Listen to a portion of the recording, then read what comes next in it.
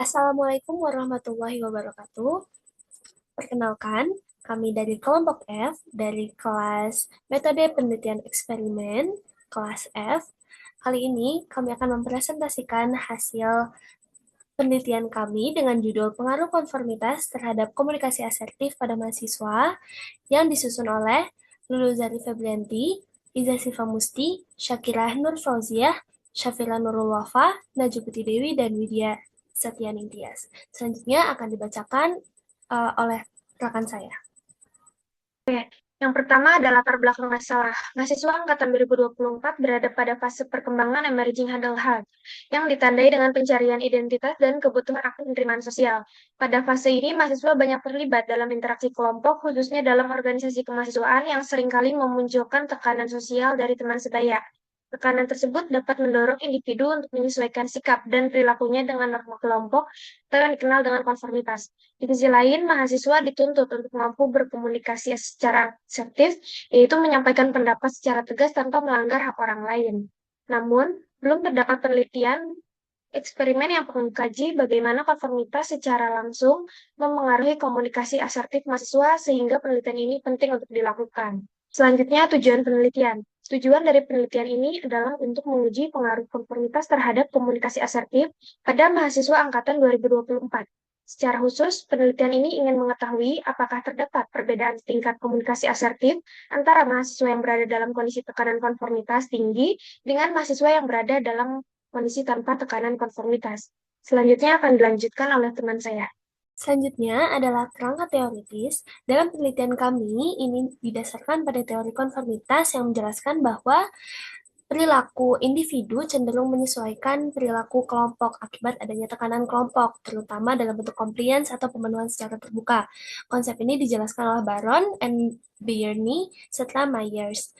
Lalu, sementara itu komunikasi asertif dipahami juga sebagai kemampuan individu untuk mengekspresikan perasaan, pikiran, serta pendapatnya secara tegas, namun tetap memikirkan lawan dari bicaranya. Dan sebagaimana dikemukakan oleh Alberti dan Emon serta Laksana dan rekan-rekan, berdasarkan kerangka tersebut diasumsikan bahwa tekanan konformitas dapat mempengaruhi sejauh mana individu mampu mempertahankan komunikasi asertif.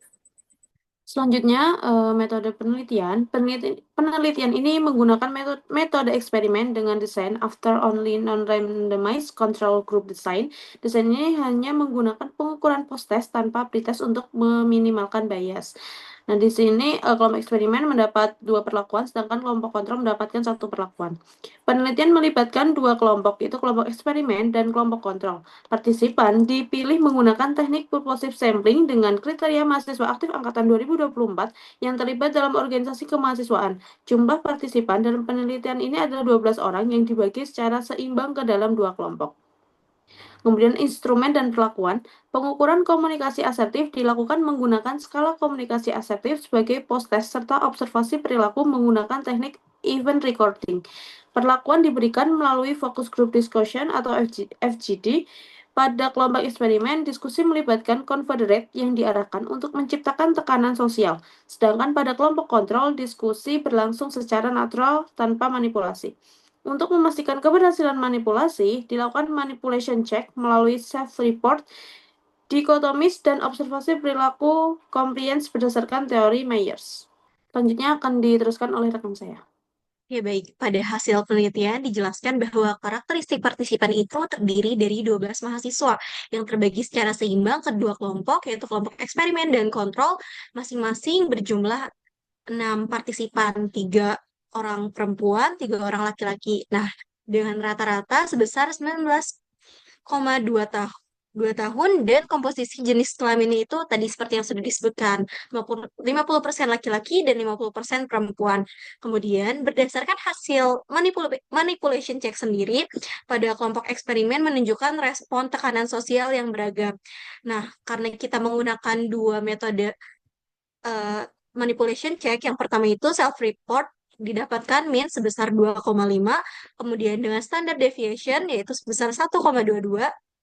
Selanjutnya, dengan metode observasi perilaku compliance, itu tuh min-nya 10,5 dengan standard deviation 6,86.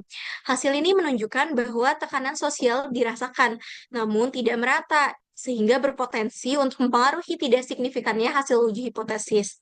Kemudian, pada hasil post-test komunikasi asertif, kelompok kontrol itu mendapatkan rentang skor 19 sampai 26 dengan min 22, sementara pada kelompok eksperimen rentang skornya itu sebesar 18 sampai 29 dengan min 21,8. Selanjutnya, pada hasil uji Mann-Whitney, p-value-nya itu sebesar 4,86, yang berarti lebih besar dari 0,05. Hal ini menunjukkan bahwa tidak terdapat perbedaan signifikan skor komunikasi asertif antara kelompok eksperimen dan kelompok kontrol. Hal ini juga didukung dengan visualisasi melalui bar chart yang menunjukkan bahwa rata-rata kedua kelompok hampir sama dan error bar saling tumpang tindih. Dengan demikian, dapat disimpulkan bahwa perlakuan yang diberikan dalam penelitian ini belum menunjukkan pengaruh yang signifikan terhadap komunikasi asertif partisipan. Selanjutnya akan dijelaskan partner saya.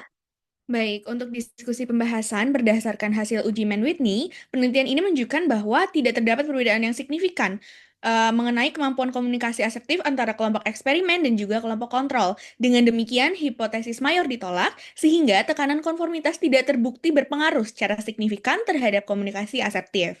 Nah, temuan ini dapat dipengaruhi oleh hasil manipulation check yang menunjukkan respons dan dari partisipan terhadap tekanan sosial itu bersifat beragam dan tidak konsisten. Hal ini mengindikasikan bahwa tekanan sosial yang diberikan belum cukup kuat untuk memunculkan perubahan perilaku asertif secara menyeluruh. Selain itu, jumlah sampel yang relatif kecil juga dapat mempengaruhi kemampuan penelitian terhadap mendeteksi efek yang sebenarnya ada di dalam populasi. Kondisi ini sejalan dengan penelitian sebelumnya yang menyatakan bahwa kelompok dengan jumlah anggota kecil cenderung memiliki karakteristik yang homogen. Selanjutnya, untuk tingkat konformitas juga dipengaruhi oleh rendahnya kohesivitas kelompok karena partisipan tidak memiliki hubungan personal sebelumnya. Akibatnya, tekanan normatif yang muncul tidak cukup kuat untuk mempengaruhi komunikasi asertif secara signifikan. Dengan demikian, dari hasil pembahasan dengan penelitian terdahulu dapat dipahami dari karakteristik subjek, dinamika kelompok, serta konteks manipulasi yang digunakan dalam penelitian ini. Mungkin selanjutnya bisa dijelaskan oleh rekan saya. Sebagai penutup, dapat disimpulkan bahwa penelitian ini menemukan manipulasi konformitas melalui FGD tidak menimbulkan perbedaan signifikan pada komunikasi asertif mahasiswa angkatan 2024. Meskipun manipulasi konformitas berhasil sebagian, tekanan sosial kelompok tidak menurunkan komunikasi asertif pada mahasiswa aktif organisasi. Untuk pengembangan ke depan, penelitian selanjutnya disarankan untuk memperkuat tekanan konformitas dengan menambah jumlah confederate dalam FGD dan melakukan sesi lebih dari satu kali, agar perilaku asertif yang terukur lebih stabil. Selain itu, penting untuk menggunakan desain pretest, post-test, serta mengontrol variabel ekstranus, seperti tingkat kepercayaan diri dan pengalaman organisasi partisipan, guna memperoleh data yang lebih akurat dan mendalam. Hasil penelitian ini diharapkan dapat menjadi kontribusi ilmiah serta referensi bagi penelitian selanjutnya dan penerapan praktis di bidang terkait. Kami menyadari bahwa penelitian ini masih memiliki keterbatasan, sehingga pengembangan dan kajian lanjutan sangat diperlukan untuk memperkaya hasil temuan yang ada. Terima kasih atas perhatian Anda. Kami berharap video ini dapat memberikan manfaat dan membuka ruang diskusi lebih lanjut. Wassalamualaikum warahmatullahi wabarakatuh.